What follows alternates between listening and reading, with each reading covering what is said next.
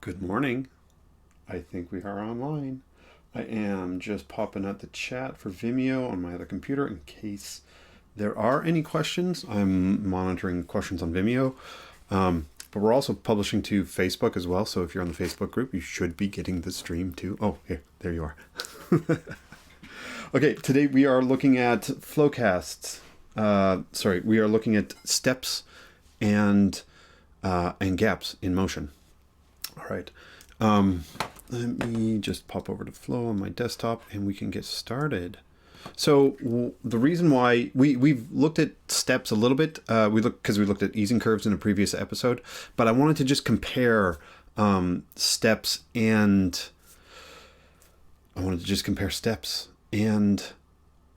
gaps in motion side by side. And then we're also going to talk about a couple of little hacks to make it easier for you to work with the timeline. Okay, so let's go and have a look at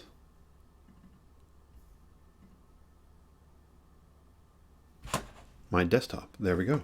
Okay, so that cut didn't work super well, but everything is working smoothly now. All right, so we're going to create some steps in the motion. We're going to start with steps, and then we're going to look at gaps. Okay, so here we have two little dots. This is our main animation. They're going to go from the left to the right. All right, so let's just create our first animation. We're going to work with steps first. I'm going to go over here in the size, in the position. I'm just going to change that to 350. And if I play back, we have a 1 second animation that animates smoothly from the left to the right. Now, what I would like to do is I would like to have it snap from the first position to the middle position and then animate to the end position. So how do I know where the middle is? Well, I can move the timeline back to this point in time. And over here, in that X position that we had edited before, it says 200. Now, how do I make a key value at that point in time? Well, you might want to say like, okay, well, I'm just going to like shift it to create that key value. And then I'm going to go here and I'm going to change the X position. And yeah, you can do that.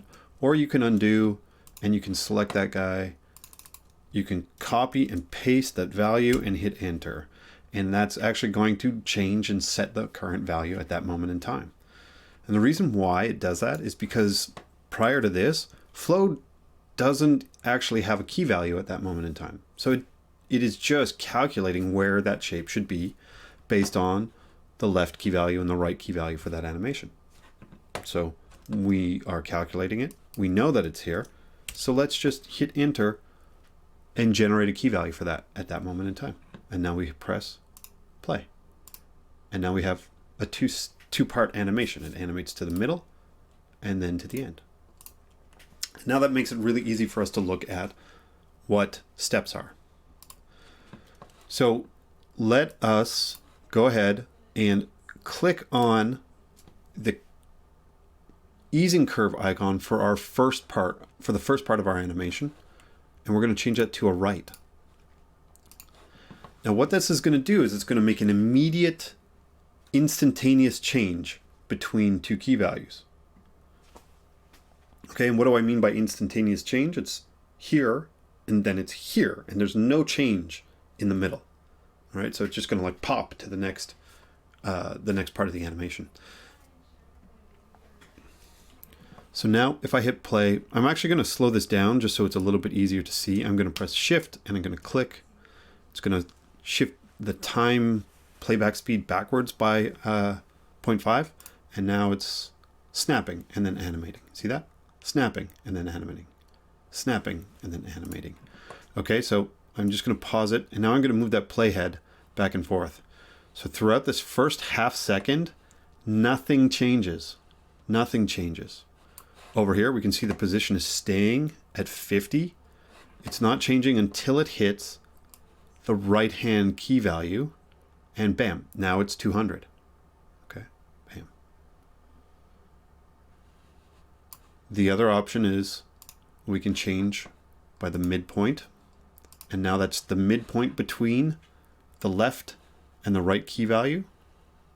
And you see it's 50 and then it snaps. And then it keeps animating. And then the left hand means that it's going to snap based on the left hand key value. So the start of our animation is here. And then when we hit play, it snaps immediately and then waits like that. Okay, so let's just look at all three of those again, one at a time. So here.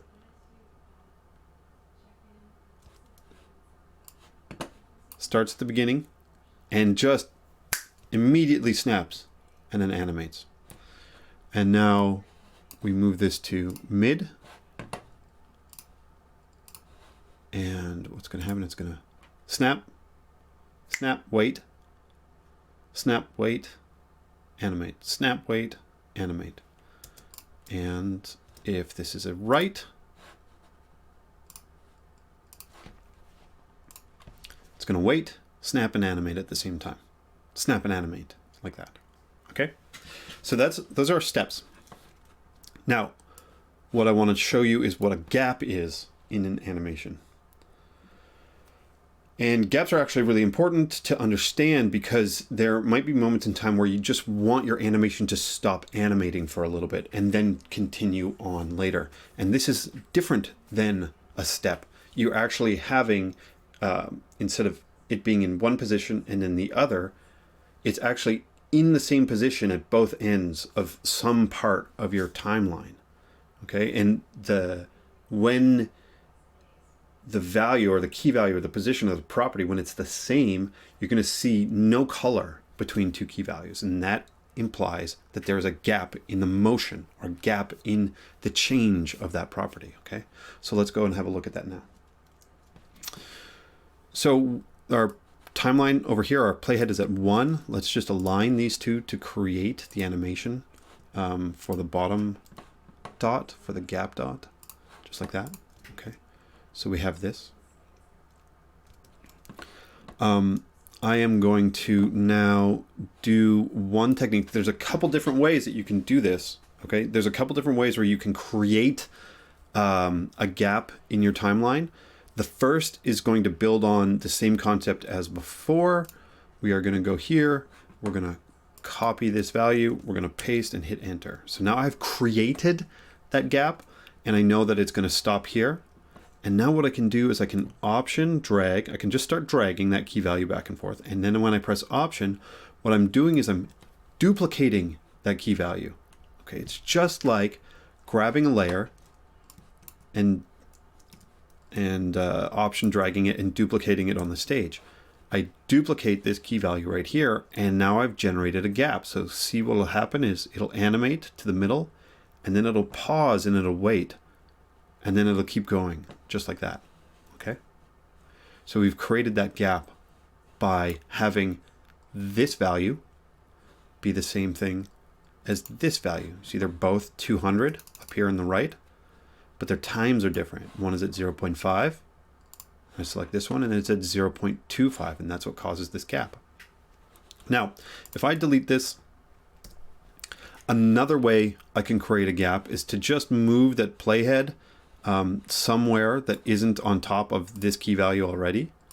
And I can take the layer, and I know that I want that to be at 200, and I just hit enter. Let me show you that again. I'm going to press undo. I'm up here in the position area, or the position X field, and I'm going to type 200 and hit enter. And that creates a key value at 200 right here for me. And since this one is also 200, Flow knows to make this a gap. Now, the last thing that we can do is when you have just like a smooth animation and you want to split that, you can actually split an animation at any point in time by pressing option and clicking on the timeline. Did you see right down here? I clicked on the track and it created two values. Now these are both 245.61. I mean, I can go here and I can say this is 200. And now I can move this one into position. I can say that this is, if I wanted it to be a different value, I could say that it's 200. Now, since this is 200 and this is 245.61, I can also modify this to be 200 again, and now our gap reappears at the exact value that I want it to be.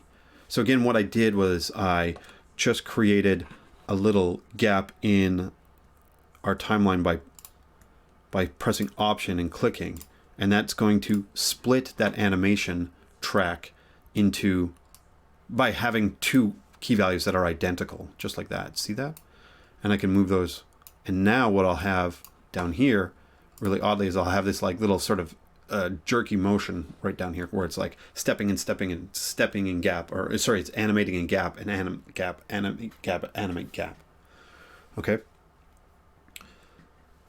So that's like 3 different techniques for slicing an animation or creating a gap in a track. Now, the last thing that we want to do today, and today's is relatively short because we're just talking about this animation concept, is I want to align these two animations to give you a really more impactful sight, or be able to see it a little bit differently, to really highlight the difference between a step and a gap. Okay, so let's work with our animation, and let's do that now. Okay, so first of all, what I'm going to do is I'm just going to rebuild the gap for this animation by selecting all of these key values for our gaps dot and just deleting them. And what I'm going to do is I'm going to go back to the middle. I'm going to select this one. I'm going to copy and paste that 200 into there, generate that key value, and then again, Option drag this back into place. And so now I have animate to the center, gap, and then keep animating. And now what I would actually like to see is I would like to see the animation broken down so that the first part of the animation is, all parts of the animation are equal. So what I can do is I can select all of those key values and then go back up here, and I'm going to distribute them now. And so now what we should see is this is 1/3 of a second, the gap is 1/3 of a second, and the animation at the end is 1/3 of a second, just like that. So it goes, it pauses, and then keeps going. Okay, so now to really highlight what those steps look like, I'm going to align the gap. I'm going to align the ending animation for both of these tracks. I'm going to select these 2 key values just like this, and I'm going to align them to one another by pressing this Align Right button. And now what you're going to see is you're going to see our animations are sort of in sync. Okay, the last half or the last portion of the animation is in sync to give you that reinforcement of the difference between a step and a gap. Here again, we have the the right hand step curve. So it's going to stay the same value until now, and it's going to snap and animate. Let's change that curve to a midpoint and set our animation back to the beginning. And when we hit play, it's going to animate right in the middle, wait, and then go. Okay.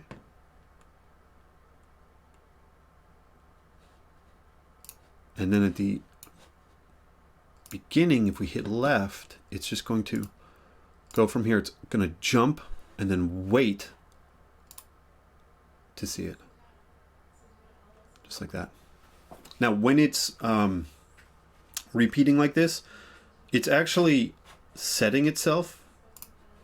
It's actually setting itself back to this, but it's moving so quickly. It's moving at like 100 frames per second. You're just not going to see that when it's looping. If we just dragged this key value a little bit like that, like say we made it 0.02 or something like that, you would see it a little bit. You'd see this flash. See? There's a tiny little flash right in there. So it is actually setting it. It just happens that when that key value is there, you're visually just not going to see it as much. Okay. Okay. So we're going to end by making this the right-hand curve and looking at it this way. A little bit slower. There you go. Okay, so that was a really light and easy one today. I think the rest of the week is going to be little techniques and little hacks like this instead of going like in depth into a sort of longer set like we did last week. But yeah, steps and gaps, really important to understand the difference and how to create them. And then again, what we looked at is a couple of different little hacks, like the copying and pasting of a value right over top of itself and then hitting enter. It's going to generate a key value at that moment in time for you. Splitting an animation by just moving the playhead and then changing the value to the previous value so that you know what it is. Flow will automatically create the gap for you. And then again, you can also press Option and click anywhere on a track to split it. Split it. I'm using the word too many times. Okay, so that's a couple of different hacks for you today. And tomorrow, we'll figure out what it is tomorrow. So have a good day. I'll talk to you soon. Okay.